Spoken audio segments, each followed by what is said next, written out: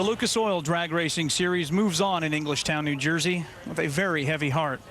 On Friday, June 11th, during qualifying, veteran alcohol funny car driver Neil Parker succumbed to injuries following an accident when his car went off the end of the track at a high rate of speed after witnesses said his parachutes never blossomed. While the state police and NHRA continue their investigations, drag racing continues, dedicated to Millville, New Jersey's Neil Parker, who was 58.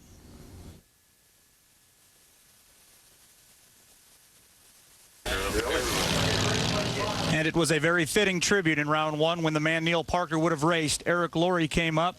The team came to the starting line. Everybody took off their hats.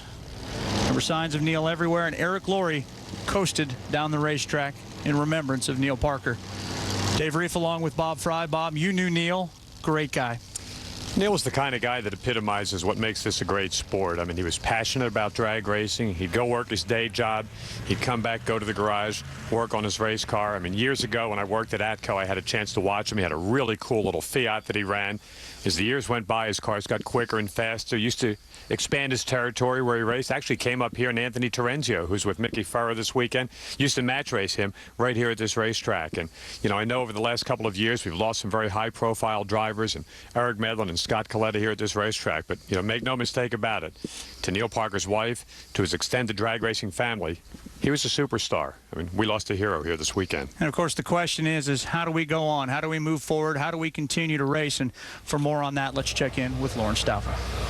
You know, Dave, it's hard to imagine after something so sad and terrible like the loss of Neil Parker, how a driver allows himself to get back into the seat. Frank Hawley, who owns a drag racing school that offers sports psychology, offers an interesting analogy. Frank, how does a driver mentally allow himself to get back into the race car after witnessing a fatal accident?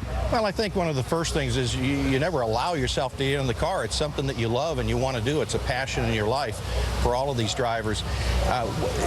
Not to make the situation seem small, but the drivers don't think it's going to happen to them. I think a good analogy would be if you get up in the morning and you watch the news and you see there's an accident on the freeway, you know that there's a possibility on your way to work that could be you, but you don't think that it's likely.